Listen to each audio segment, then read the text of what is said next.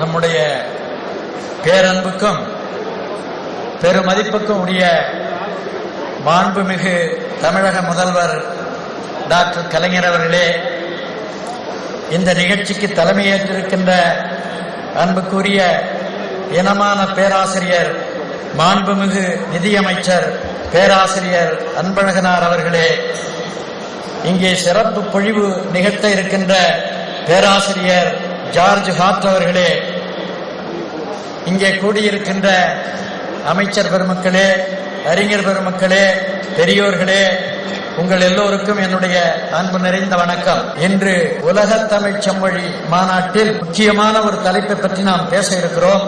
சங்க இலக்கியத்தின் தனித்தன்மைகளை பற்றி பேராசிரியர் ஜார்ஜ் ஹார்ட் அவர்கள் சிறப்புரை நிகழ்த்த இருக்கிறார்கள். சங்க இலக்கியத்தின் தனித்தன்மைகளை பற்றி பல நேரங்களில் பல பெரிய அறிஞர்கள் பேசியிருந்தாலும் கூட ஒரு உலகளாவிய நிலையில் இந்த மாநாட்டில் ஒரு வெளிநாட்டு பேராசிரியர் சங்க இலக்கியத்தின் தனித்தன்மைகளை பற்றி பேசுவது ஒரு சிறப்புக்குரிய நிகழ்ச்சி. சங்க இலக்கியத்தை பற்றி வெளிநாட்டு பேராசிரியர்களிலேயே அடிக்கடி பேசியவர், எழுதியவர் நம்முடைய அன்புக்குரிய பேராசிரியர் ஜார்ஜ் ஹார்ட் அவர்கள். அவர் இன்று உங்கள் முன்னிலையில் இந்த உரையை நிகழ்த்துவது நமக்கு மகிழ்ச்சிக்குரிய ஒன்று. இந்த வாய்ப்புகளுக்கெல்லாம் இடமளித்து இதை சிறப்பாக திட்டமிட்டு நடத்தி கொண்டிருக்கின்ற நம்முடைய அன்புக்குரிய தமிழக முதல்வர் மாண்புமிகு டாக்டர் கலைஞர் அவர்கள் உள்ளபடியே தமிழக வரலாற்றில் குறிப்பிடத்தக்க ஒரு இடம் பெறத்தக்கவர்கள். அதற்கு காரணம், தமிழக வரலாற்றில் இதுவரை இருந்த ஆட்சியாளர்களிலேயே யாரும் செய்யாத சிறப்புகளை தமிழ் மொழிக்கு செய்து நிறைவேற்றி இருப்பவர் நம்முடைய அன்புக்குரிய டாக்டர் கலைஞர் அவர்கள். இதை எப்பொழுதும் வரலாற்றில் மறைக்க முடியாத ஒரு பெரிய உண்மையாக பதிவு செய்ய வேண்டும். இந்த முன்னுரையோடு உங்களை எல்லோரையும் நான் அன்பு நிறைந்த நெஞ்சத்தோடு இருகரங்கூப்பி முகமலர்ந்து வருக வருக என்று வரவேற்கிறேன். நன்றி, வணக்கம். இந்த கருத்தரங்கில் கலந்து கொண்டு இந்த நிகழ்ச்சியை சிறப்பித்திருக்கின்ற மாண்புமிகு தமிழக முதல்வர் முத்தமிழறிஞர் கலைஞர் அவர்களே, இந்த நிகழ்ச்சிக்கு சிறப்பு சேர்க்கின்ற முறையில் சிறந்த கருத்துரை வழங்க இருக்கின்ற முனைவர் ஜார்ஜ் ஹார்ட் அவர்களே, வரவேற்புரை வழங்கிய முனைவர் பொற்கோ அவர்களே, உலக தமிழ் செம்மொழி மாநாட்டினுடைய நிர்வாகிகளே, பெரியோர்களே, தாய்மார்களே, நண்பர்களே,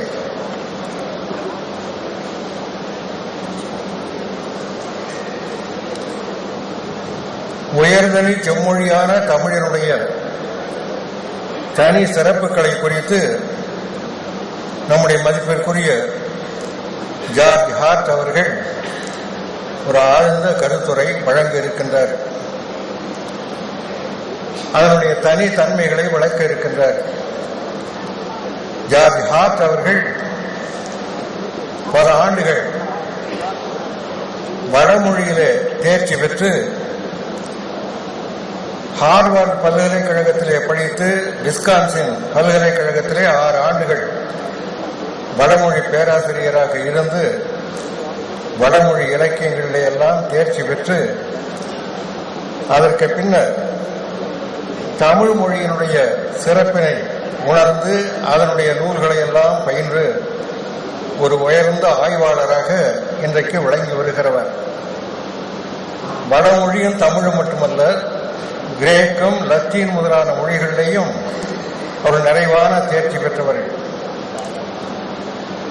75வது ஆண்டு முதல் கலிபோர்னியாவில் தமிழ் பேராசிரியராக, தலைமை பேராசிரியராக விளங்கி வருகிறவர்கள்.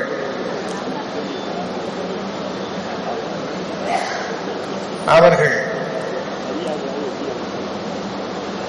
உயர்தனி செம்மொழி எது என்று சொல்வதற்கான எல்லா தகுதியும் உடையவர்கள், ஆய்வுத்துறையில மேம்பட்டவர்கள், பிற செம்மொழிகளை பற்றியும் விவரமாக அறிந்தவர்கள்.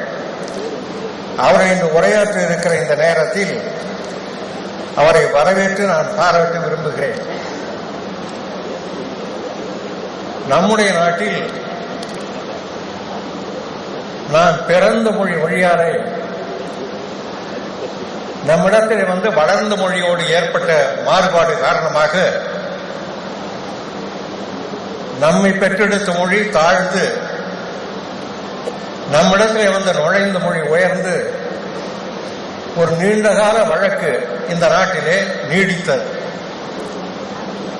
வள்ளுவர் காலத்திற்கு பின்னர் ஏற்பட்ட அந்த வழக்கு வடமொழி உயர்ந்த மொழி, தமிழ் மொழி தாழ்ந்த மொழி, அது தேவமொழி, இது சாதாரண நீச மொழி. வடமொழியிலேதான் வேதங்கள் உண்டு, தமிழிலே எவ்வளவு உயர்ந்த கருத்து இருந்தாலும் அது வேதம் ஆகாது. வடமொழியிலே உள்ள வேதங்கள் ஆண்டவனையே கட்டுப்படுத்தும், மந்திரங்கள் தெய்வங்களை கட்டுப்படுத்தும், அந்த மந்திரங்களை பூதேவர்கள் கட்டுப்படுத்துவார்கள் என்று சொல்லுகிற ஒரு கருத்தை உருவாக்கி தமிழுக்கு அந்த ஆற்றல் இல்லை. தமிழிலே என்ன பாடினாலும் கூட, எவ்வளவு ஆழ்ந்த பக்தி இருந்தாலும் கூட தமிழுக்கு அந்த தகுதி இல்லை என்று ஒதுக்கி வைக்கப்பட்டு